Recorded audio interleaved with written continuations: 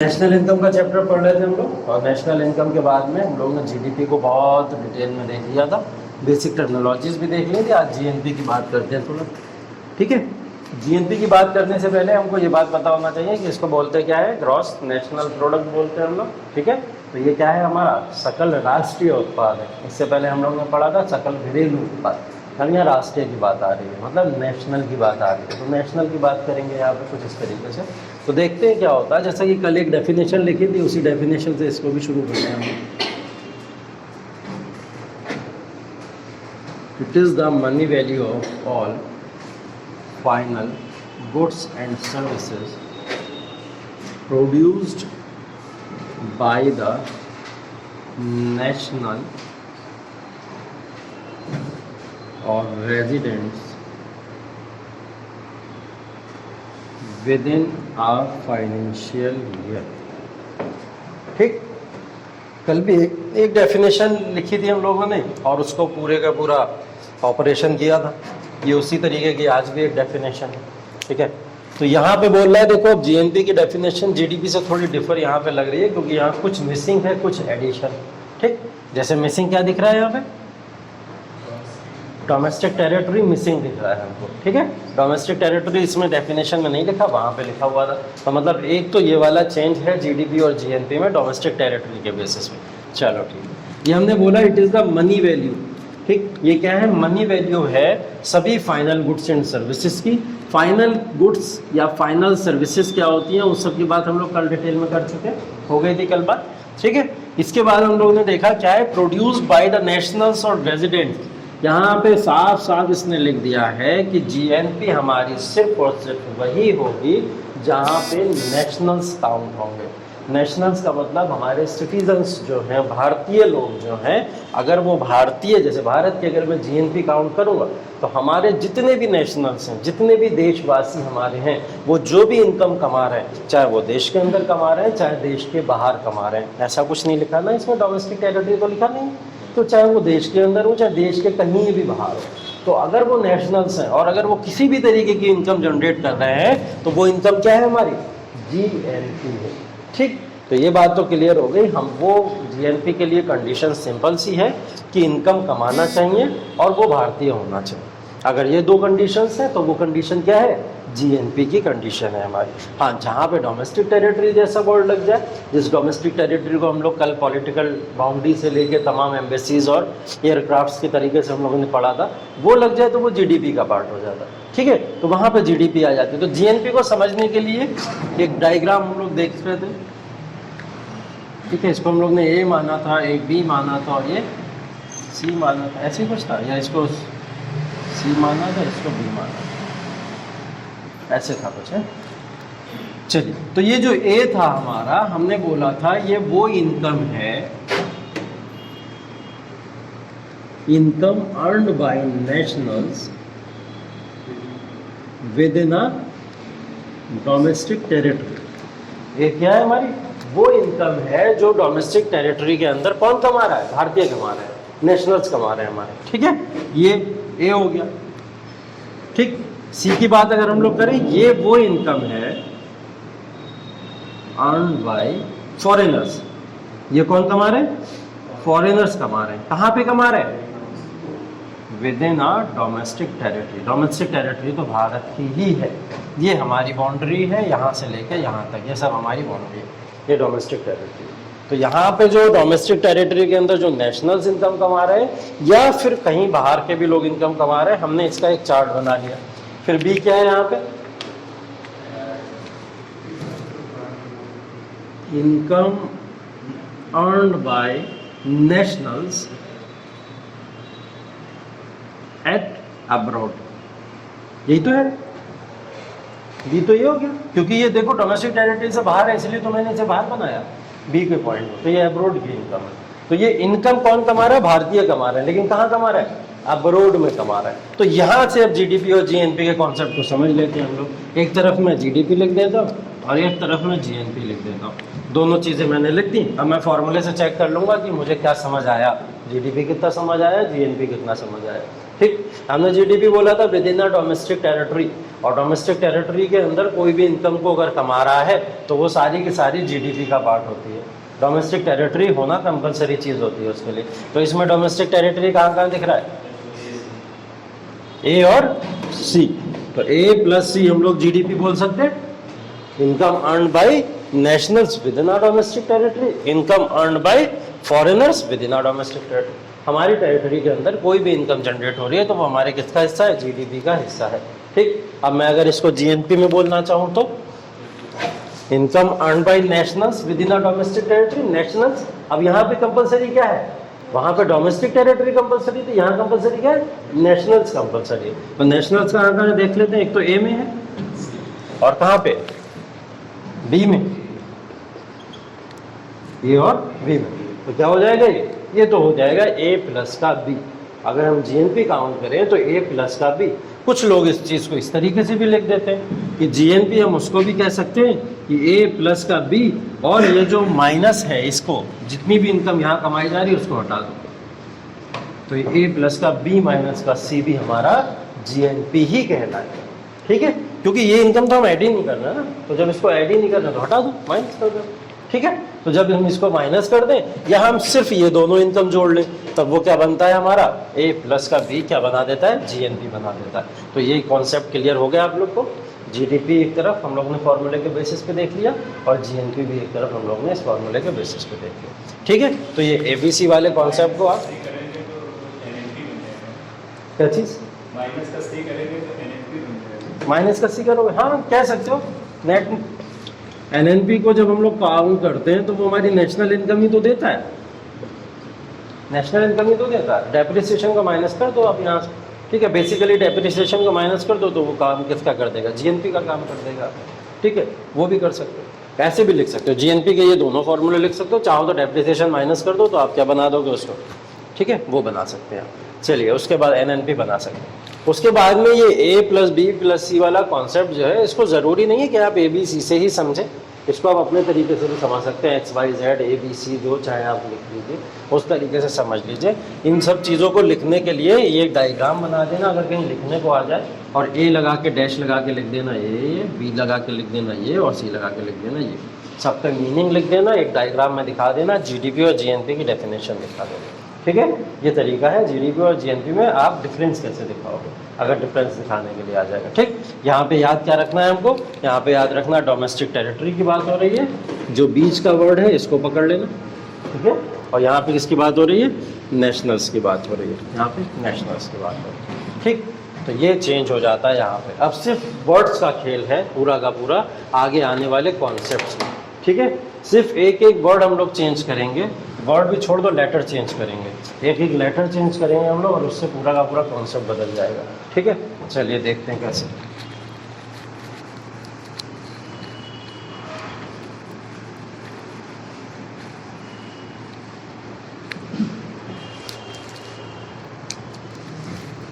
अगला टॉपिक है हम लोग का concepts of national income and related aggregates.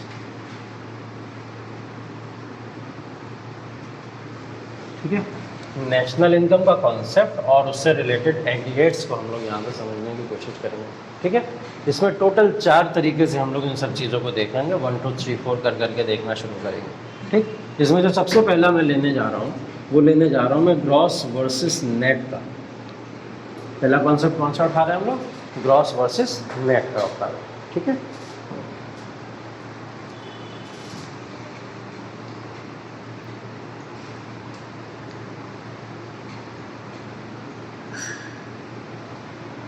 ठीक, अब देखिए होता क्या है, इसका फॉर्मूला हम लोग को नोट करना है सबसे पहले। Net is equal to basically होता है ग्रॉस माइनस का डेप्रिसिएशन। ठीक है, नेट इज इक्वल टू क्या होता है, ग्रॉस माइनस का डेप्रिसिएशन। नेट मैंने बोला था, नेट जब भी निकालना हो कुछ माइनस कर देना, वो फॉर्मूला है, याद कर लो। नेट को जब भी वैल्यू आप लिखोगे तो कुछ ना कुछ माइनस करके ही नेट आप कैलकुलेट करोगे। ठीक है, तो वो नेट होता है आपका।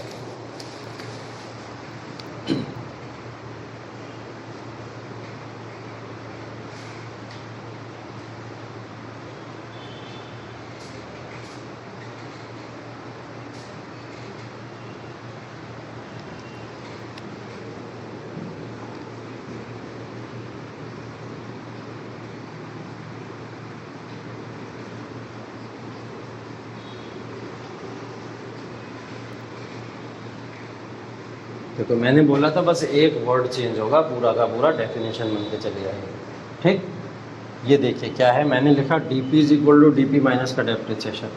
ठीक, डीपी का मतलब क्या समझ रहे हो आप लोग? डोमेस्टिक प्रोडक्ट है ना, वही जीडीपी वाला ये क्या है? डोमेस्टिक प्रोडक्ट है।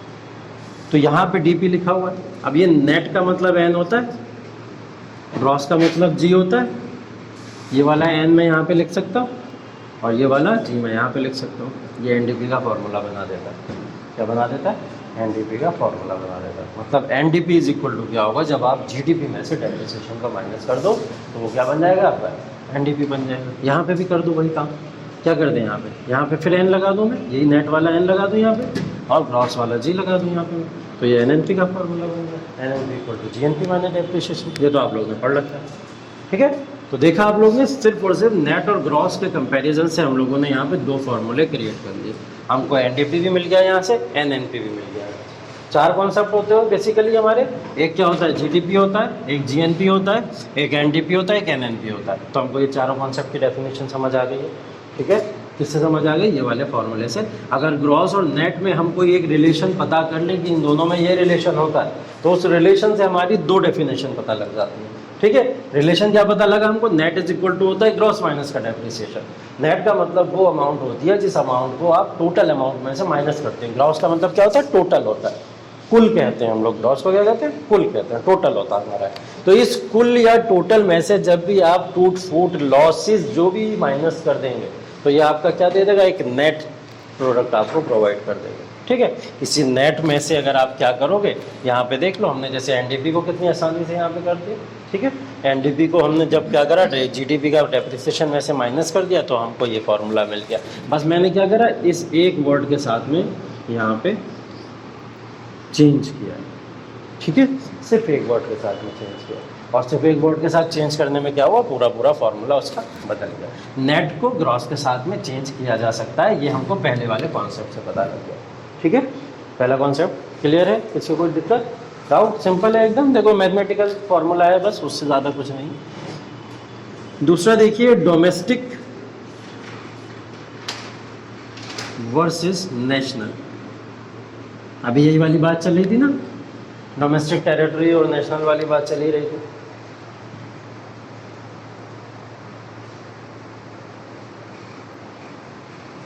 देखो अब इसमें क्या होता है, नेशनल जो होता है वो इज इक्वल टू होता है डोमेस्टिक प्लस NFIA के, ये एक फॉर्मूला होता है। ठीक, नेशनल इज इक्वल टू क्या होता है? Domestic plus NFIA। ठीक, यहाँ पे नेशनल हमारा, अगर हमको किसी भी चीज़ की नेशनल वैल्यू निकालनी है तो हम लोग क्या करें, डोमेस्टिक के साथ में NFIA को ऐड कर दें। NFIA क्या था? Net factor income from abroad. ठीक है, और net factor income from abroad को हम लोग ने कैसे निकाला था? अभी यही वाला जो मैंने चार्ट बनाया था, इस चार्ट में से B में से C माइनस को कर दो बस, ये क्या बन जाएगा आपका? Net factor income from abroad. कल इसकी बात की थी हम लोगों ने। ठीक है, क्या करा हमने? B में से C को माइनस कर दिया। मतलब B वैल्यू क्या थी हमारी? इनकम जो लोग अब्रोड से कमा रहे थे। ठीक है, उसमें से माइनस किसको कर दिया? इनकम जो लोग यहाँ से कमा रहे हैं, फॉरेनर्स। ठीक है, तो अब्रोड वाली इनकम में से फॉरेनर्स की इनकम को जब माइनस कर दोगे तो नेट इनकम फ्रॉम अब्रोड आ जाएगी। ठीक है, नेट फैक्टर इनकम अब्रोड आ जाएगी। तो मैंने यहाँ पे क्या करा, नेशनल्स को काउंट करने के लिए, नेशनल प्रोडक्ट को काउंट करने के लिए डोमेस्टिक के साथ में NFIA जोड़ दिया। बताओ क्या क्या फॉर्मूला बना सकते हो इससे?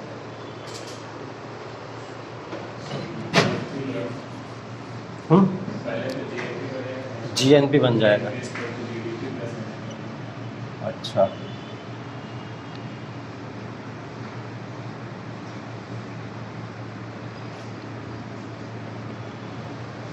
ऐसा कुछ? क्या करूं इसमें मैं? बीच में यहाँ पे N लगा दूं और यहाँ D लगा दूं। सॉरी, डेप्रिसिएशन नहीं NFIA, डेप्रिसिएशन नहीं NFIA है ना। ठीक, क्या करा हमने? GNP को, फॉर्मूले को अगर हमको काउंट करना था या निकालना था, हमने उसके लिए क्या करा, GDP के साथ में NFIA को लिख दिया। यहाँ पे क्या दिख गया हमको? देखो नेट के साथ या नेशनल के साथ में हमने डोमेस्टिक को चेंज किया। मतलब नेशनल का किसके साथ में चेंज हो रहा है? वो डोमेस्टिक के साथ में चेंज हो रहा है। सिर्फ इतना हम लोगों को यहाँ से समझना था। तो ये फॉर्मूला हम किसका बना लें? सबसे पहले जीएनपी का बोला तो चलो हमने जीएनपी का बना लिया। और इसके अलावा क्या फॉर्मूला बन सकता है? अच्छा चलो, प्लस NFI बन सकता है। यहाँ पे N लिख दूँ मैं, ये वाला नेशनल वाला, और डोमेस्टिक वाला D, और यहाँ पे D लिख दूँ मैं। तो NNP is equal to NDP plus का नेट फैक्टर इनकम हो जाएगा। बन सकता है ना? आराम से बन गया। देखो क्या करा हम लोगों ने, यहाँ पे पहले GNP निकाल लिया, वो GDP प्लस NFI हो गया, NNP निकाल लिया, NDP प्लस NFI हो गया। और कुछ निकाल सकते? सिर्फ दो चीजें निकाल लो, चारों चीजें पता लग गई ना। इसको घुमा दो ना फॉर्मूले को। GDP अगर पता करना है तो क्या हो जाएगा? GNP माइनस का NFI है, घूम के इधर चला जाएगा NFI। और NDP निकालना तो क्या हो जाएगा? NNP माइनस का NFI है, चारों मिल गए। ठीक है, तो मतलब एक कॉन्सेप्ट को आप पकड़िए, चाहे आप ग्रॉस नेट को पकड़िए, चारों फॉर्मूले आप बना सकते हैं, चाहे आप डोमेस्टिक और नेशनल को पकड़िए, चारों फॉर्मूले बना सकते हैं। तो ये कॉन्सेप्ट ऑफ नेशनल इनकम है जो रिलेटेड एग्रीगेट्स इनसे रिलेटेड हैं, जैसे GDP, GNP, NNP, NDP। एक कॉन्सेप्ट को पकड़ के हम लोग चारों फॉर्मूले इनसे बना सकते हैं। ये फॉर्मूले कहाँ काम आते हैं? सरकार जितने भी या गवर्नमेंट जो भी एस्टिमेशंस करती है, जिससे भी हम लोग बात करें अगर GDP के, GNP के, वो उनको काउंट करने में, उनको निकालने में सरकार इन सब चीज़ों की बहुत सहायता लेती है। ठीक है, तो इन सब से क्या होता है, आसानी से हम सबको ये सारे फैक्टर्स मिल जाया करते हैं। ठीक है, तो इसलिए इसका काम किया जाता है। चलो, इसके अलावा एक और टर्म है फैक्टर, और वो मार्केट प्राइस वाला तो देख लिया था आप लोग ने, उसको भी एक बार देख लो फिर से। हो गया 1 2।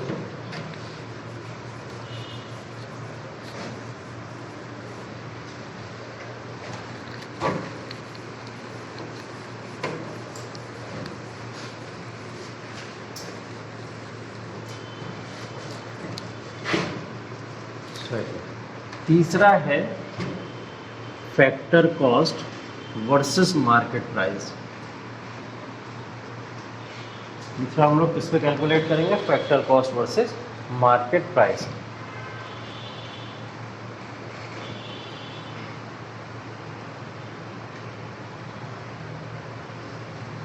इसका देखो फॉर्मूला होता है market price is equal to factor cost plus का नेट इनडायरेक्ट टैक्सेस। ठीक, ये बता चुके हैं हम लोग, एक क्लास में बात हो चुकी है हमारी इसकी। ठीक है, तो अगर मैं मार्केट प्राइस के साथ में फैक्टर कॉस्ट, क्या करें, फैक्टर कॉस्ट के साथ में नेट इनडायरेक्ट टैक्सेस को जोड़ दें तो हमको क्या मिल जाता है? मार्केट प्राइस मिल जाता है। क्योंकि आपको पता है नेट इनडायरेक्ट टैक्सेस क्या होता है? जब हम लोग इनडायरेक्ट टैक्सेस में से सब्सिडीज़ को माइनस कर देते हैं, यही तो होता है। नेट इनडायरेक्ट टैक्सेस क्या होता है? जब इनडायरेक्ट टैक्सेस में से सब्सिडीज़ को माइनस कर दिया जाता है, तो ये हो जाता है हमारे। ठीक है, तो यहाँ पे हमको क्या दिख रहा है? इनडायरेक्ट टैक्सेस ऐड हो रहा है। जहाँ टैक्सेस ऐड हो रहा है तो वो तो मार्केट प्राइस ही होता है, जहाँ टैक्सेस माइनस हो जाते हैं वो होता है फैक्टर कॉस्ट। तो हमको ये तो पता लग गया कि मार्केट प्राइस में क्या होगा? टैक्सेस ऐड हो रहे होंगे, इसलिए factor cost plus net indirect taxes बन के आ रहा है। ठीक है, अब मुझे इसका फॉर्मूला निकालना है। अगर मुझे GDP निकालनी है मार्केट प्राइस पे, सरकार यही तो कर रही है। सरकार पहले GDP एट फैक्टर कॉस्ट निकालती थी, अब सरकार ने 2015 से जो स्केल चेंज किया उसमें क्या करा उन्होंने? GDP बोले मार्केट प्राइस पे निकाला करेंगे। और मार्केट प्राइस पे जब GDP निकलती है तो कैसे निकलती है? जो GDP पहले फैक्टर कॉस्ट पे निकलती थी उसके साथ में नेट इनडायरेक्ट टैक्सेस को ऐड कर दिया जाता है। ऐसे निकलती है आज के समय में GDP एट मार्केट प्राइस। तो आप खुद देख लो GDP क्या अब बढ़ी हुई दिखेगी? नहीं दिखेगी? दिखेगी ना, क्योंकि उसमें इनडायरेक्ट टैक्सेस डायरेक्टली ऐड हो जा रहे हैं आगे, है ना। तो इसलिए ये अब बढ़ी हुई दिखेगी। क्या समझ नहीं आया सर्वेश? हमने बोला मार्केट, ये फॉर्मूला समझ आया? फैक्टर कॉस्ट और मार्केट प्राइस की बात कर रहे थे हम लोग। फैक्टर कॉस्ट और मार्केट प्राइस में एक संबंध या रिलेशन किस तरीके से होता है? Market price is equal to होता है फैक्टर कॉस्ट प्लस का नेट इनडायरेक्ट टैक्सेस। NIT को हम लोग क्या बोलते हैं? NIT का मतलब होता है जब इनडायरेक्ट टैक्सेस को जोड़ दो और सब्सिडीज हटा दो। इनडायरेक्ट टैक्सेस जो आप दुकान पे जाके कोई भी राशन खरीदते हो और आप टैक्स दे देते हो, आपको पता भी नहीं होता आप टैक्स दे रहे हो। ठीक है, तो वो होते हैं इनडायरेक्ट टैक्सेस। सब्सिडीज को माइनस कर दिया, जो भी हमको किसी भी तरीके की राशन जो भी मिल रहा है वो सारी सब्सिडीज माइनस, ये नेट इनडायरेक्ट टैक्सेस है। तो मैंने बोला मैं GDP मार्केट प्राइस पे निकालना चाहता हूँ, तो मैंने क्या करा? यहाँ पे बस इसके ऊपर GDP लिख दिया, इसके ऊपर GDP लिख दिया, ये मेरे पास फॉर्मूला। ठीक है, बस यही तो करा मैंने। जीडीपी को जब मैंने मार्केट प्राइस में निकाला तो जीडीपी फैक्टर कॉस्ट प्लस का एनआईटी बन गई हमारे लिए। बस इतना हमको पता करना था, इतना हमको समझ आ गया। ठीक है, तो इससे बेसिकली क्या निकाला जाता है, हमको जीडीपी निकाला जाता है। अगर मैं बोलूं यहां से क्या जीएनपी निकल सकता है मार्केट प्राइस पे?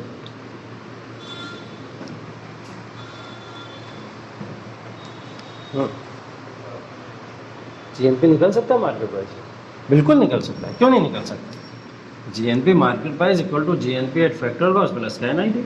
फॉर्मूला तो यही है ना, market price equal to factor cost plus का एनआईटी। तो अगर आपको फैक्टर कॉस्ट निकालनी है तो माइनस कर दो, मार्केट प्राइस निकालनी हो प्लस कर दो।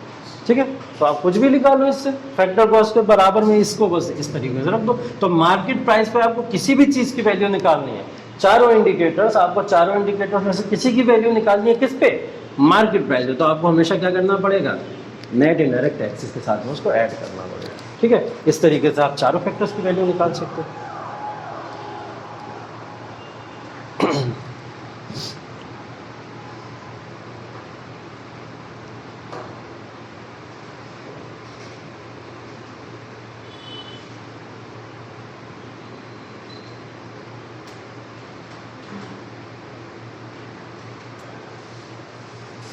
देखो बेसिकली अगर मैं इसका थोड़ा सा और मतलब समझाने की कोशिश करूं, अगर फैक्टर कॉस्ट या मार्केट प्राइस आप लोग प्रैक्टिकली तो समझ लो कि टैक्सेस जोड़ो तो मार्केट प्राइस बन जाता है, टैक्सेस हटा दो तो क्या बन जाता है, फैक्टर कॉस्ट बन जाता है।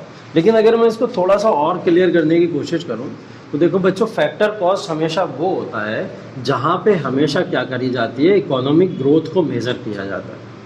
क्या किया जाता है, इकोनॉमिक ग्रोथ को जहाँ पे भी मेज़र किया जाए वो चीज़ हमारी फैक्टर कॉस्ट में काउंट होती है हमेशा। तो जब भी हम लोग फैक्टर कॉस्ट कभी भी निकालते होते हैं या फैक्टर कॉस्ट पे किसी भी चीज़ की बात करते होते हैं तो वो उसका मतलब क्या होता है, हमको अपनी इकोनॉमिक ग्रोथ मेज़र करनी होती है। हमको ये चेक करना होता है कि हमारी इकोनॉमिक ग्रोथ क्या है, आर्थिक वृद्धि क्या हो रही है हमारे। ठीक है, लेकिन जब जब मार्केट प्राइस की बात होगी या मार्केट प्राइस पे जब भी हम लोग देखेंगे कि हम लोग जीडीपी को मार्केट प्राइस पे निकाल रहे हैं, जीएनपी को मार्केट प्राइस पे निकाल रहे हैं, तो मार्केट प्राइस का मतलब हमेशा हम लोग ये चेक करते हैं कि ट्रांजैक्शंस कैसे हो रहे हैं, ट्रांजैक्शंस की वैल्यू कैसी है, ये चेक करते हैं हम। बेसिकली क्या चेक करते हैं मार्केट प्राइस में, ट्रांजैक्शंस को चेक किया जाता है कि ट्रांजैक्शंस का क्या है, मतलब ट्रांजैक्शन किस तरीके के हो रहे हैं, हैवी ट्रांजैक्शन हैं, हल्के ट्रांजैक्शन हैं, बड़े ट्रांजैक्शन हैं। तो इकोनॉमी का उससे भी मेजरमेंट होता है, लेकिन वहाँ से इकोनॉमिक ग्रोथ नहीं पता चलती। इकोनॉमिक ग्रोथ कहाँ से पता चलती है, वो हमको फैक्टर कॉस्ट से ही पता लगती है। ठीक है, इसलिए फैक्टर कॉस्ट पे निकालना लोग ज़्यादा अच्छा समझते हैं किसके मुकाबले, मार्केट प्राइस के मुकाबले। ठीक है, ये रीज़न होता है, ये रीज़न मैंने आपको शुरू में बताया था कि फैक्टर कॉस्ट क्यों अच्छी मार्केट प्राइस से ज़्यादा। ठीक है, अभी हम लोग बात करेंगे क्योंकि इनकम का मेथड चेंज हुआ। यहीं पे मैं अगर आपको बताऊं तो 2015 के अंदर क्या हुआ था, गवर्नमेंट ने बोला कि हम लोग जीडीपी को फैक्टर कॉस्ट के ऊपर काउंट नहीं करेंगे, हमको अब जीडीपी काउंट करना है मार्केट प्राइस के ऊपर। ये उन्होंने बोल दिया, अनाउंसमेंट कर दिया, और इसके बाद में ये सब चीज़ें होना शुरू हो गई। और अब हमेशा क्या होता है, जीडीपी मार्केट प्राइस पे ही काउंट हुआ करता है। ठीक है, तो मार्केट प्राइस पे काउंट होने के पीछे देखिए बहुत सारे पॉजिटिव फैक्टर्स भी होते हैं, बहुत सारे निगेटिव फैक्टर्स भी होते हैं, हर तरीके के फैक्टर्स होते हैं इसके अंदर। ठीक है, तो सारे फैक्टर्स इसके अंदर होते हैं। तो क्या पॉजिटिव था जीडीपी को मार्केट प्राइस करने में, क्या निगेटिव था जीडीपी को मार्केट प्राइस करने में, इसका एक डिस्कशन, ब्रीफ डिस्कशन हम लोग क्लास के अंत में करेंगे, जब क्लास खत्म होते हुए चलेंगे। ठीक है, तो इसके लास्ट में करेंगे। अभी एक और बचा है, वो भी देख लो आप लोग, चौथा point.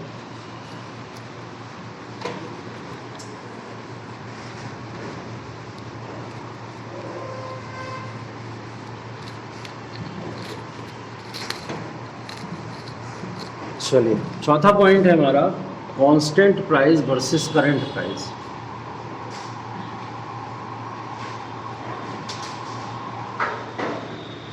Constant price versus current price.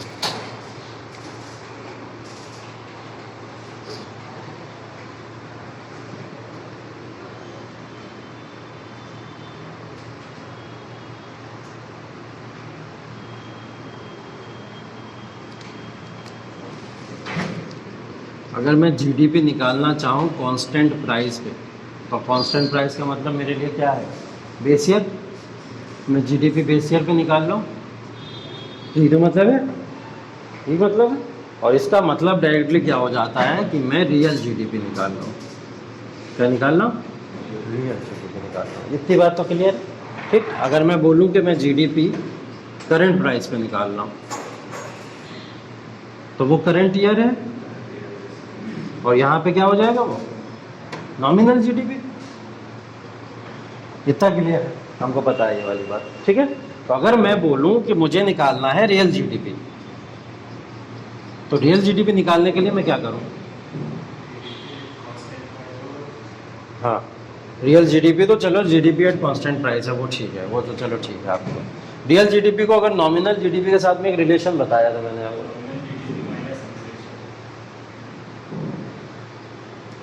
GDP deflator भी ले आओ बीच में। क्या था जीडीपी डिफ्लेटर? हमने बोला था रियल, पहले ये बता देता हूँ, रियल जीडीपी होता है नॉमिनल जीडीपी अपॉन में GDP deflator multiply by 100। GDP deflator कल मैंने आप लोग को बताया था होता है नॉमिनल जीडीपी अपॉन में रियल जीडीपी, यही तो होता था, और मल्टीप्लाई 100 से कर देते थे। ये जीडीपी डिफ्लेटर हमको निकल के आता था यहाँ, ठीक है। यहाँ मैंने क्या निकाला? रियल जीडीपी निकाला। रियल जीडीपी को जब मैंने निकाला तो real GDP equal to nominal GDP upon में जीडीपी डिफ्लेटर मल्टीप्लाई 100, ठीक है। ये बात क्लियर है। रियल जीडीपी अगर मुझे निकालना है तो मुझे क्या निकालना पड़ेगा? जीडीपी एट कांस्टेंट प्राइस, ठीक। नॉमिनल जीडीपी जब मुझे निकालना है तो मुझे क्या निकालना पड़ेगा? GDP at current price upon में जीडीपी डिफ्लेटर मल्टीप्लाई बाई 100। तो कांस्टेंट प्राइस की जीडीपी को हम लोग इस तरीके से निकाल सकते हैं, जैसे मैंने फैक्टर कॉस्ट में फॉर्मूला लगा दिया था आपका। कैसे लगाया था? फैक्टर कॉस्ट को हम लोग मार्केट प्राइस के साथ में चेंज कर लिया था ना। जीडीपी एट मार्केट प्राइस जब निकालनी थी तो हम लोग ने ऐड कर दिया उसके अंदर।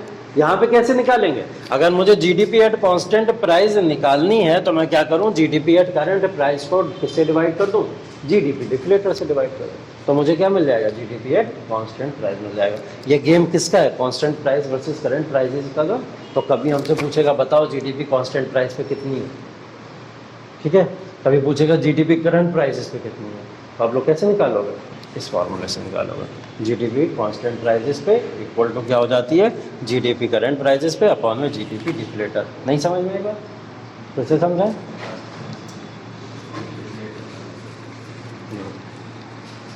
ये इतना समझ आ गया? जीडीपी कांस्टेंट प्राइस का मतलब बेस ईयर होता है, ये तो मैंने बताया आपको। और बेस ईयर का मतलब अगर हम लोग इसको निकालते हैं तो ये रियल जीडीपी कहलाता है। इतनी तो बात क्लियर है, सबको समझ आ गया। जीडीपी करंट प्राइस पे जब निकालते हैं तो ये करंट ईयर पे काउंट किया जाता है, और इसको हम लोग क्या बोलते हैं? नॉमिनल जीडीपी कहते हैं। ये बात हो गई समझ। चल, इसके बाद हम लोगों को एक फॉर्मूला नहीं याद है क्या? जीडीपी डिफ्लेटर का। जीडीपी डिफ्लेटर क्या होता है हमारा? नॉमिनल जीडीपी अपॉन में रियल जीडीपी मल्टीप्लाई बाई 100, ये होता है। ये तो सबको पता है, ठीक। अब अगर हमसे पूछा जाए कि आपने एक तरफ लिख दिया कांस्टेंट प्राइस, एक तरफ लिख दिया करंट प्राइस, अभी तक हम लोगों ने जितने भी एग्रीगेट्स पढ़े उन सब में आपस में रिलेशन देखा ना। फैक्टर कॉस्ट का मार्केट प्राइस के साथ क्या रिलेशन होता है, ठीक है, हमने देखा। फिर उससे पहले कि हम लोग कौन सा पढ़े थे? जो हमने ग्रॉस और नेट के साथ में देखा किस तरीके का रिलेशन होता है। नेशनल और डोमेस्टिक के आपस में रिलेशन क्या होता है।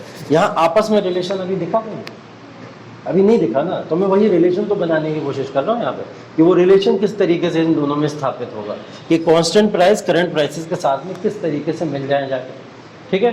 कैसे मिल जाएंगे जाके? हमको ये फॉर्मूला पता है, GDP deflator equal to nominal GDP upon में रियल जीडीपी होता है, ठीक है। इसको भी देखते रहो, इसको भी देखते रहो, अभी बात समझ आ जाएगी।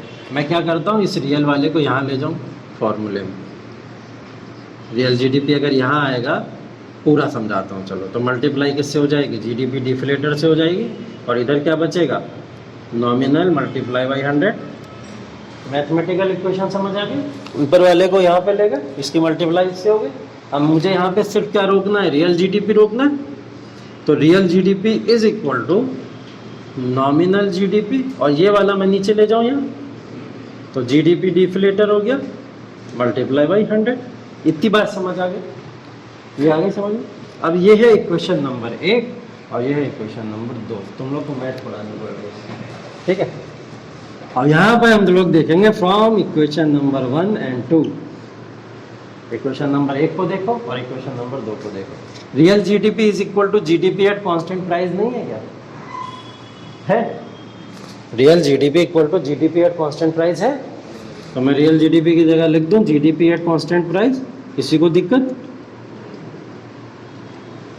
लिख दिया। नॉमिनल जीडीपी की जगह क्या लिख सकता हूं? जीडीपी एट करंट प्राइस, क्योंकि इक्वेशन 2 से क्या दिख रहा है? वो करंट प्राइस का इक्वल है। तो यहां पे मैंने लिख दिया GDP at current price. Upon में क्या लिख दूं? जीडीपी डिफ्लेटर और मल्टीप्लाई बाई 100। तो क्या ये रिलेशन नहीं आ गया कांस्टेंट प्राइस और करंट प्राइस इसके अंदर? बस यही तो प्रूफ करना चाहूँगा। अब आ गया समझ? अब क्लियर? तो हमने क्या करा यहाँ पे, ये एक रिलेशन हमको निकालना था कि कांस्टेंट प्राइस और करंट प्राइस के बीच में रिलेशन कैसे है। कि अगर जीडीपी मेरी करंट प्राइसेस की मुझे पता हो तो मैं कांस्टेंट निकाल। बेस ईयर आप लोग को पता है कौन सा होता है? ठीक है, कोई भी हम लोग अगर बेस ईयर को चूज़ करते हैं तो एक कांस्टेंट ईयर को माना करते हैं हम लोग। कांस्टेंट ईयर मतलब कोई ना कोई ऐसा साल होना चाहिए जब इकोनॉमी का ठहराव रहा हो, इकोनॉमी अच्छी रही हो, इकोनॉमी में बहुत उथल पुथल ना हुई हो, और एक लेटेस्ट ईयर भी हो, ठीक है, इकोनॉमी के हिसाब से। तो उसको हम लोग बेस ईयर मानते हैं। जिस समय में किसी तरीके का डिजास्टर भी ना आया हो तो वो बेस ईयर हम लोग माना करते हैं। ठीक है, तो बेस ईयर कुछ इस तरीके से हम लोग चूज़ किया जाता है कि बेस ईयर क्या होगा। तो हम पूछा जाए कि बेस ईयर कैसे चूज़ करेंगे, तो आप ये 2-3 पॉइंट उसके अंदर मेंशन कर सकते हो कि कोई डिजास्टर कैलेमिटी ना हो, लेटेस्ट ईयर होना चाहिए, इकोनॉमी में कोई बहुत बड़ा हेरफेर ना हुआ हो, ठीक है, नॉर्मल ईयर होना चाहिए। ये होता है बेस ईयर। बेस ईयर के अलावा कुछ एजेंसीज हैं आपकी, जैसे एक एजेंसी CSO और एक एजेंसी NSO। ये 2 एजेंसी का नाम आप लोग ने ज़रूर सुना होगा, ठीक है। हाँ, सेंट्रल स्टेटिस्टिकल ऑफिस जिसको हम लोग बोलते हैं, ये CSO ऑर्गेनाइजेशन हमारा होता है। एक होता है हमारा NSO। ये NSO जो होता है, पहले क्या होता था, इसको NSSO कहते थे हम लोग, NSSO कहते थे हम लोग। इसको बाद में चेंज कर दिया गया था, इसको सिर्फ NSO कर दिया गया, ठीक है। तो NSO करने के पीछे का मतलब यही था कि हम लोग ने क्या करा, बोले एजेंसी काम तो दोनों सेम कर रही है, तो CSO NSO को मिला दिया गया, ठीक है। CSO और NSSO को मिला के क्या बना दिया गया था? NSO बना दिया गया था, सिर्फ पॉसिबल ऐसा किया गया था। तो दोनों के काम क्या क्या होते हैं? जैसे अब CSO है, CSO जो है सेंट्रल स्टेटिस्टिकल ऑफिस, ये आपका काम क्या करता है? ये सर्वे करता है। सर्वे कैसे करता है कि भाई ये बता दो GDP कितनी है, ये बता दो GNP कितनी है, ये बता दो नेशनल इनकम कितनी है, ये बता दो इन्फ्लेशन कितना है। तो ये जितने भी टूल्स की वैल्यू काउंट करता है, कौन कर रहा है? वो CSO कर रहा है, ठीक है। कौन काउंट करता है? पूछा जाता है, क्योंकि ये ऑफिस कि GNP, GDP, NNP क्या गवर्नमेंट बैठ के निकाल लेगी? गवर्नमेंट थोड़ी निकाल लेगी, उसने तो एक अथॉरिटी बना के रखी हुई है, चलो बैठो निकालो। तो ये ऑर्गेनाइजेशन है CSO, एक ऐसा जो बैठ के यहाँ पे GDP, GNP, नेशनल इनकम या इन्फ्लेशन जैसी चीज़ों को यहाँ पे काउंट किया करता है, ठीक है। चलो, अब जितना भी कॉन्सेप्ट आ जाए डेटा रिलेटेड, डेटा रिलेटेड मतलब कह सकते हैं हम लोग जहाँ पे डेटाज आते हैं, जहाँ पे रैंक्स आती हैं। जैसे भारत की पॉवर्टी में रैंक इंडेक्स इतना है, भारत का हम लोग देखें कि अनएम्प्लॉयमेंट इंडेक्स इतना है, तो हमारा नेशन इसको करता है, कभी कभी सामने रखता है। स्टेट के इंडेक्स भी आते हैं कि यूपी बिहार पिछड़े हुए एजुकेशन में, केरला नंबर 1, ये सब कर कौन रहा है? ये सब कर रहा है आपका NSO। तो जहाँ पे डेटा आपका आ जाए किससे रिलेटेड? पॉवर्टी से रिलेटेड, अनएम्प्लॉयमेंट से रिलेटेड, इनइक्वालिटी से रिलेटेड, ये सारे डेटा कौन देता है आपको? NSO, ठीक है। ये डाउट क्लियर कर लीजिए, बहुत ज़रूरी ये डाउट है, क्योंकि एजेंसी से रिलेटेड क्वेश्चन पूछा जाता है कि बताइए इनमें से कौन सी एजेंसी क्या काम करती है। तो मेरे ख्याल से आपको जितने भी प्रैक्टिकल एस्पेक्ट्स मिल जाएं, ठीक है, जितने भी टूल रिलेटेड मिल जाए और पूछ लिया जाए आपसे, बताइए ये काम कौन करता है, तो वो कौन करेगा? CSO ही करेगा, क्योंकि क्या दिख रहा है यहाँ पे? GDP, GNP, national income, inflation, इस टाइप की चीज़ टूल्स दिख रहा है। अगर मैं बोलूँ CPI कौन करता है, WPI कौन करता है, क्या बोलोगे? हमारे उल्टे हाथ पे CPI और WPI क्या है? इन्फ्लेशन ही तो है, वो टाइप्स ऑफ इन्फ्लेशन ही तो है। कौन करेगा फिर कहाँ से पहुंच गए तुम लोग? तो पहले ही क्वेश्चन गलत बता दिया तुमने। कहाँ मर्ज करा? इतना तो आसान क्वेश्चन पूछे तुम लोगों से, मतलब हद है। तुम लोग तो मेरा कॉन्फिडेंस डाउन कर दिया। मुझे लगा मैंने अच्छा बताया। चलो समझ आ गया ना तुम लोग के बाद? टूल रिलेटेड जितनी भी चीजें होंगी वो सारा का सारा CSO, ठीक है। ये सर्वे करते हैं क्योंकि दोनों एजेंसी, और दोनों एजेंसी जो सर्वे करती हैं टूल रिलेटेड ये करेगा, कॉन्सेप्ट रिलेटेड बातें ये करता है, ठीक है। जैसे पॉवर्टी, अनएम्प्लॉयमेंट, इनइक्वालिटी, ऐसी तमाम चीज़ें होंगी आपकी, वो सब वो लोग करेंगे। ठीक है, चलिए ये बात क्लियर हो गई। चलो आगे चलते हैं, बहुत इंपॉर्टेंट टॉपिक, इस चैप्टर का सबसे दमदार टॉपिक है वो जो हम लोग पढ़ने जा रहे हैं। मतलब इस टॉपिक के पूरे नेशनल इनकम की रीढ़ की हड्डी उसी को कहा जाता है।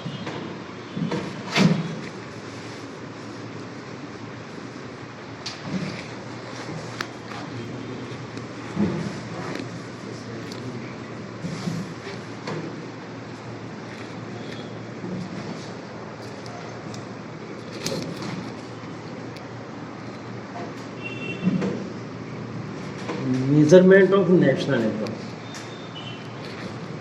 इतनी देर से नेशनल इनकम बक रहे हैं हम लोग, इसका मेजरमेंट कैसे किया जाता है उसकी बात यहाँ पे होने वाली है। ठीक है, कि नेशनल इनकम का मेजरमेंट आप लोग करते कैसे हैं। ठीक,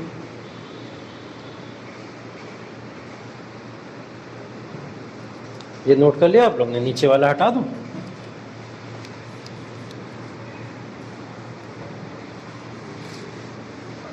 सब नोट कर लेना, आलस में ऐसा नहीं है कोई पॉइंट छोड़ दो। अगर कोई पॉइंट छोड़ दोगे किताबों में मिलेंगी नहीं ये सब चीज़ें ऐसे इतना सिंप्लीफाइड वे में।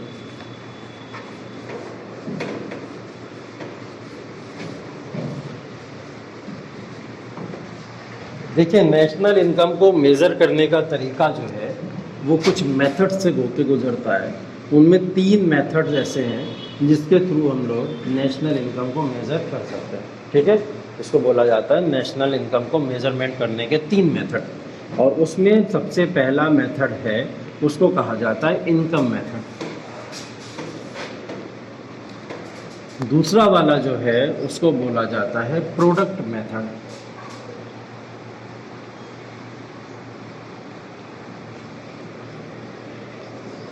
ठीक, और तीसरा वाला है उसको बोला जाता है वैल्यू एडिशन मेथड। ये 3 तरीके के जो मेथड हैं वो आपके यहाँ पे यूज़ होते हैं। एक और मेथड हम लोग यहाँ पे पढ़ेंगे जिसको बोला जाता है एक्सपेंडिचर मेथड। अभी मैंने 3 लिखे हैं ऊपर, उसका मतलब समझा देता हूँ कि मैंने 3 मेथड क्यों लिखे। ठीक, यहाँ पे मैंने 4 मेंशन कर दिए आपको। क्यों मेंशन कर दिए?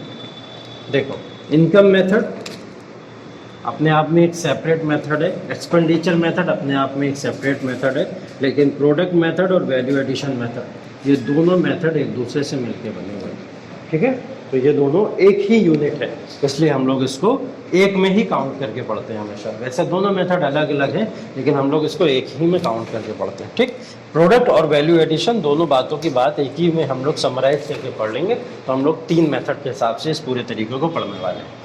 ठीक है, तो पहला इनकम मेथड, दूसरा प्रोडक्ट मेथड या वैल्यू एडिशन मेथड, और तीसरा हमारा एक्सपेंडिचर मेथड। तो इस तरीके से ये मेथड पूरा बनता है हमारा। ठीक, इसको चाहे ऐसे लिख लो, इसको पॉइंट 1 दे दो, इसको 2 दे दो, इसको 3 दे दो और इसको 4 दे दो। तो ये पूरा पॉइंट 1 बन जाएगा, ये पूरा पॉइंट 2 बन जाएगा और ये पूरा पॉइंट। ठीक है, ये टोटल 3 मेथड हम लोग पढ़ने वाले हैं। ठीक, चलिए इसके अंदर सबसे पहला मेथड जो हमारा है वो है इनकम मेथड, उसकी बात करते हैं। इनकम मेथड से हम लोग मेजर क्या करने वाले हैं? National income. यही तो निकालना है हम लोगों को, इन नेशनल इनकम को किस तरीके से निकाला जाए। तो इनकम मेथड क्या बोलता है नेशनल इनकम के बारे में? ठीक, सिंपल सी डेफिनेशन बोलता है ये लोग, ये बोलते हैं कि इनकम मेथड एक वो मेथड है कि जिस मेथड के अंदर नेशनल इनकम को हम लोग पूरे इकोनॉमी की या पूरे कंट्री की जितनी भी इनकम है, इनकम ऑफ एवरीवन या इनकम ऑफ एवरीबॉडी, जब हम उसको ऐड कर दें तब वही क्या है? हमारी इनकम है, नेशनल इनकम है। और इनकम मेथड इसी चीज़ की बात करता है कि जितनी भी इनकम है उन सबको ला के ऐड कर दो, वही हमारी नेशनल इनकम है। तो इनकम जनरेशन के पीछे के कारण आपको पता है क्या क्या होते हैं? इनकम जनरेट कैसे होती है? इनकम जनरेट कैसे होती है? इनकम जनरेट होने के पीछे मैंने आपको कुछ इनपुट्स बताए थे।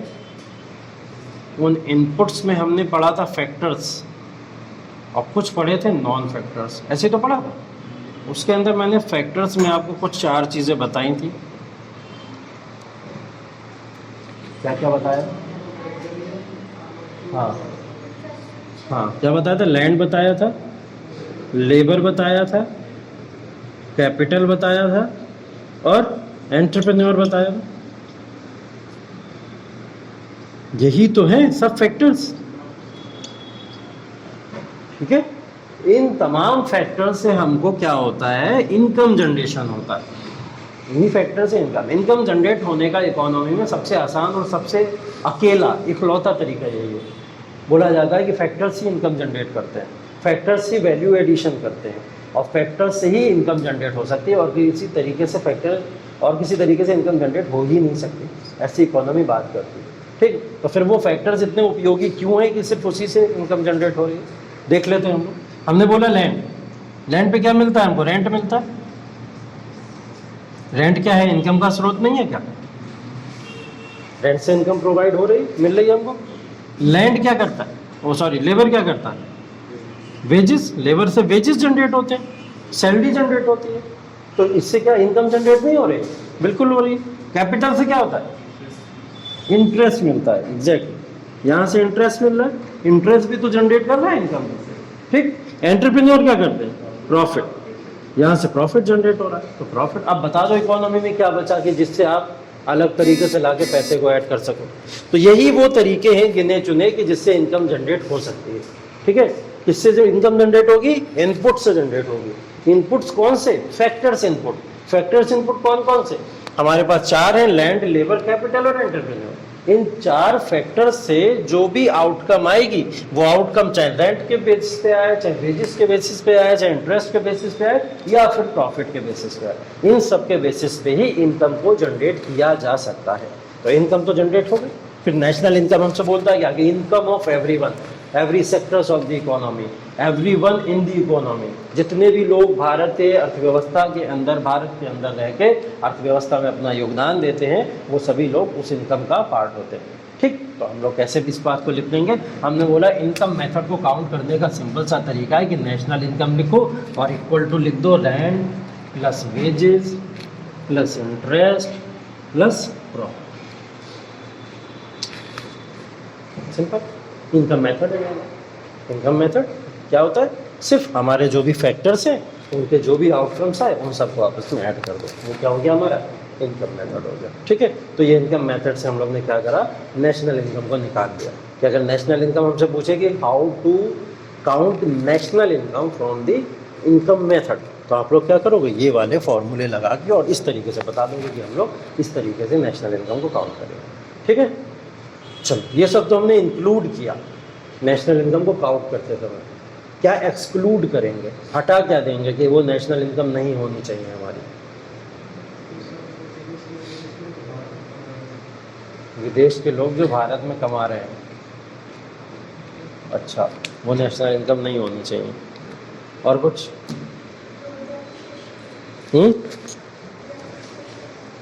डेप्रिसिएशन का कोई इतना बड़ा कॉन्सेप्ट नहीं है, वो तो ऑलरेडी एडेड है। नेट जब आप लोग एनएनपी निकालते हो तो उसमें तो डेप्रिसिएशन ऑलरेडी एडेड है ना, जीएनपी माइनस डेप्रिसिएशन, तो फिर उसको तो हम कह ही नहीं सकते। तो ऐसी कौन सी चीज़ें हम एक्सक्लूड कर दें, ये तो मैंने इंक्लूड होने वाली सब चीज़ें बता दी कि नेशनल इनकम को अगर इनकम मेथड से निकालना है तो ये सब चीज़ें आएंगी जिससे हम नेशनल इनकम निकालें। हाँ, गिफ्ट रूप में मिले, वाह गुड, अच्छा जा रहा हो, बढ़िया। हाँ, और कुछ, ये तो एक्सक्लूड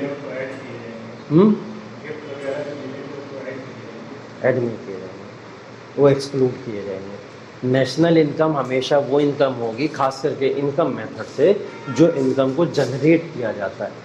जनरेट किया जाता है, यहाँ पे देखो जनरेट किया जा रहा है ना एफर्ट से, ऐसा थोड़ी फ्री में आके कोई दे दिया, हमने रख लिया, खा लिया बैठ के और उसको नेशनल इनकम निकालो, नहीं।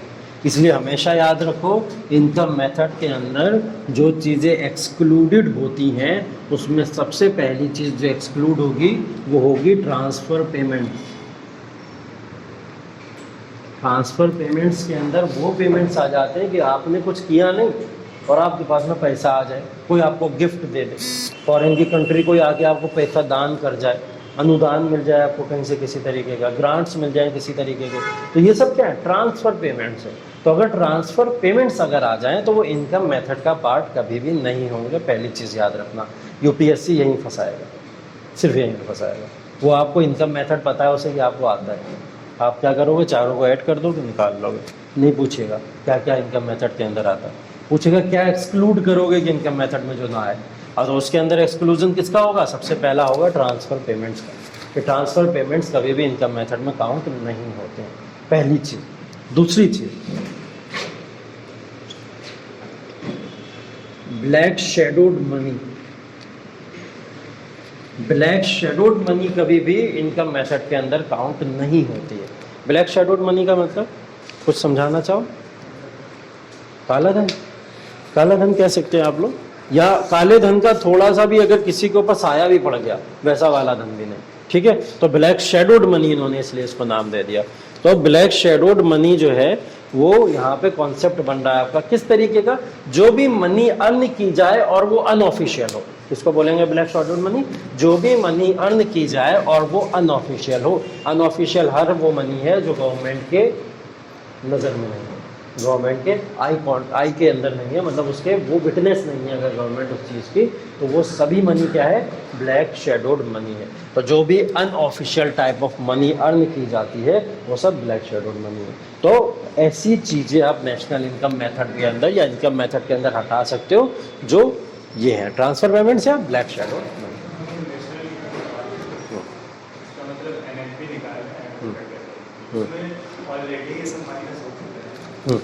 ऑलरेडी उसमें माइनस हो चुका है। हाँ, जैसे डेप्रिसिएशन भी इन्होंने बोला था वो भी माइनस हो चुका है, ठीक है। हाँ, यहाँ पे क्या होता है, अब वो डेप्रिसिएशन अब पता है आपको, आप पता कर लोगे उसको कि एनएनपी अगर हम लोग कर रहे हैं तो डेप्रिसिएशन ऑलरेडी माइनस हो चुका है। ट्रांसफर पेमेंट ध्यान नहीं रखोगे ना वहाँ पे। अगर मैं ऐसे पूछ लेता, मैंने पूछा था ना आपसे, आप बता पाए क्या उस चीज़ को? नहीं बता पाए ना। अगर आपको ये कलेक्ट हो जाता तो फिर मुझे बताने की ज़रूरत ही नहीं पड़ती। अगर डायरेक्ट आपको कनेक्ट हो जाता, नहीं हम तो नेशनल इनकम में ऑलरेडी काउंट कर चुके हैं, फिर हम लोग इस चीज़ को यहाँ पे क्यों लिख रहे हैं? इस चीज़ को मैं अलग से इंडिकेट करके इसलिए बता रहा हूँ आपको, जिससे आप लोग याद रखें। यूपीएससी में यही ट्रैप खेलता है, ठीक है। आप लोग वहाँ पे एक तो वैसे ही दिमाग बहुत तेज़ चलता है और उसमें इतना तेज़ चला ले जाओगे कि सारे फॉर्मूले खोल दोगे वहाँ पे बैठ के, ठीक है। और जब सारे फॉर्मूले खोलोगे तो फिर याद नहीं रहेगा कौन जीएनपी में आता है कौन जीडीपी में आता है, ठीक है। इसलिए कंफ्यूज हो जाओगे वहाँ पे। इसलिए कुछ कीवर्ड्स को बिल्कुल रट के जाना, एकदम रट के जाना। जैसे ट्रांसफर पेमेंट रट लो, इनकम मेथड में नहीं यूज होता है। अब इसको काउंट करने के लिए आपको फॉर्मूले पे जाना पड़ता, फॉर्मूला जाना पड़ता कि नहीं जाना पड़ता? अगर मैं नहीं बताता ट्रांसफर पेमेंट, मैं आप लोग से पूछ लेता तो आप लोग कॉपी पलटते, कॉपी पलट के देखते कि ट्रांसफर पेमेंट्स काउंट हो रहा है या नहीं हो रहा है। तो आप लोग कहते कि सर नहीं हो रहा है, लेकिन उसके लिए फॉर्मूला सॉल्व करना पड़ता। सॉल्व करने का टाइम होगा आपके पास? नहीं होगा ना। तो कुछ चीज़ें तो एकदम रट लो, एकदम रट लो। जैसे रट लो बिल्कुल भी कि जैसे ही आरबीआई ने रेपो रेट बढ़ाया वैसे मार्केट में इन्फ्लेशन कम हो जाए, बढ़ हो जाए, ये चीज़ रटी होनी चाहिए। ये नहीं कि कॉन्सेप्ट लगाओ वहाँ बैठ के कि चलो कॉन्सेप्ट लगा लेंगे। कॉन्सेप्ट जहाँ वहाँ पे बैठ के लगाना शुरू किए गए, क्योंकि वहाँ पे बहुत तेज दिमाग चलता है। सीधा सीधा कॉन्सेप्ट भी आप लोग घुमा घुमा के समझने की कोशिश करते हैं, ठीक है। क्योंकि वहाँ पे आप लोग से पूछा उसने सिंपल फॉर्म में, और आपने क्या कर दिया वहाँ पे, डिजास्टर वाली सिचुएशन लगा दी, ठीक है। तो आप लोग ये प्रॉब्लम कर देते, इसलिए इकोनॉमी टफ बन जाती है लोगों के लिए। है बहुत प्रैक्टिकल सब्जेक्ट, आसान सब्जेक्ट है, सब एक दूसरे से इंटर रिलेटेड चीज़ें हैं, लेकिन टफ कब बन जाती है जब उसमें आप ज़्यादा दिमाग लगा देते हो, ठीक है। तो बहुत कुछ नहीं करना है, सुकून से, बहुत सुकून के साथ में क्वेश्चन को समझना है और सुकून के साथ में सॉल्व कर देना, बस इसको सिंपल से सॉल्व कर देना। मैं ये क्वेश्चन अगर आपको दूं भी कि इनकम मेथड के अंदर क्या क्या चीज़ें एक्सक्लूड होती हैं और 8 ऑप्शन दे दूं आपको, ठीक है, 8 ऑप्शन आपको दे दूं, तो अब आपको पता होना चाहिए क्या इंक्लूड हो रहा है क्या एक्सक्लूड हो रहा है। बस यही गेम है पूरा। ये कोई लिखने को थोड़ी आएगा कि आप नेशनल इनकम के मेजरमेंट को लिख के दिखाइए 150 वर्ड में। तो ग्रेजुएशन के एग्जाम दे रहे हो क्या जाके? बच्चे थोड़ी कि वो सिर्फ आपको इतना सा लिखने के लिए देगा, नहीं देगा ना। वो यहीं से पकड़ेगा, ट्रैप उठा के यहाँ से क्वेश्चन डालेगा। और ऐसे क्वेश्चन देखना जाके, प्रीवियस ईयर नेशनल इनकम के क्वेश्चन देखना जाके, इस ट्रैप्स को उन्होंने कितने पार्ट्स में खेला है, बहुत खेला हुआ है इन्हीं सब तरीके से। अभी आने वाले कुछ और टर्मिनोलॉजीज भी है, जैसे इनकम मेथड आप लोग ने समझ लिया, इनकम के बाद में जैसे प्रोडक्ट या वैल्यू एडिशन मेथड की तरफ चले। इनकम में तो कोई दुविधा नहीं किसी को, यहाँ तक सब क्लियर है। इनकम मेथड बहुत सिंपल मेथड है, हम लोगों ने चारों तरीके के वेजेस या रेंट्स वगैरह जो भी थे वो सब इसके अंदर ला के ऐड कर दिए। तो ये जो एडिशन हमारा हुआ पूरा का पूरा, वो इनकम मेथड हमारा बन गया, ठीक है। और एक्सक्लूजन तो आप लोगों ने देख लिया कि ये एक्सक्लूड कर दो तो इनकम मेथड बन जाएगा। अब ये प्रोडक्ट मेथड या वैल्यू एडिशन मेथड क्या होता है, इसके बारे में थोड़ा सा एक बेसिक इंट्रोडक्शन दे देता हूँ, वो चीज़ आप लोग समझ जाइए बस, ठीक। देखिए, प्रोडक्ट मेथड या वैल्यू एडिशन मेथड की अगर मैं दोनों के साथ में बात करूंगा, क्योंकि यहाँ पे प्रोडक्ट भी आएगा और वैल्यू एडिशन भी आएगा। देखिए, वैल्यू एडिशन हर वो चीज़ को कहा जाता है कि जिस चीज़ के जिस प्रोडक्ट के प्रोडक्शन के बाद में उसकी वैल्यू में कुछ एडिशन हो जाए। जैसे एक एग्जांपल अगर मैं बात करूं आपसे, मैंने बोला कि कुछ लोगों ने ये डिसाइड किया कि हम लोग जो है पार्ले जी के बिस्किट्स बनाएंगे, ठीक है, क्या करेंगे, पार्ले जी के बिस्किट बनाएंगे। तो वो पार्ले जी के बिस्किट्स बनवाने के लिए फार्मर से मिले जाते हैं। फार्मर से क्यों मिले, क्योंकि वहाँ से वीट लेना था उन्हें, गेहूँ खरीदना था। गेहूँ से बनेगा पार्ले जी का बिस्किट, कोई चावल से तो नहीं बनाता ना, ठीक, तो गेहूँ से बनेगा, गेहूँ लेने जाएंगे वो लोग। तो उन्होंने क्या करा, गेहूँ खरीदा 10 रुपए का। पार्ले जी का बिस्किट जो था उन्होंने कम से कम उस 10 रुपए के गेहूँ से उन्होंने 50 रुपए के पार्ले जी के बिस्किट बना डाले।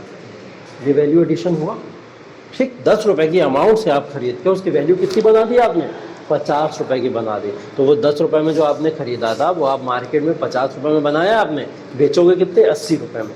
तो एक 10 रुपए के प्रोडक्ट से आपने 70 रुपए का वैल्यू एडिशन किया। ये प्रोडक्ट में वैल्यू तो ऐड हुई, तो वो वैल्यू एडिशन कहलाता है। जैसे कुछ समय पहले बोइंग का नाम सुना होगा आपने। बोइंग एक कंपनी थी जिसने हवाई जहाज बनाए अपने बहुत तरीके, यूएसए की बहुत जानी मानी कंपनी। उसने क्या करा, बहुत सारे हवाई जहाज वगैरह बनाए। वो एक्चुअली में क्या था कि एल्युमिनियम की एक इंडस्ट्री थी, एल्युमिनियम कुछ लोग बनाया करते थे। तो उन्होंने क्या करा, एल्युमिनियम वाले से कांटेक्ट करा जाके, भाई एल्युमिनियम हमको चाहिए इतना इतना। तो बोइंग वाले ने इनसे जाके कांटेक्ट किया, तो एल्युमिनियम वालों ने दे दिया, क्योंकि उनकी जो कीमत थी उन्होंने अपने हिसाब से दे दिया। उसने क्या करा, उन एल्युमिनियम को खरीद के उससे हवाई जहाज बना दिया, मिला कर।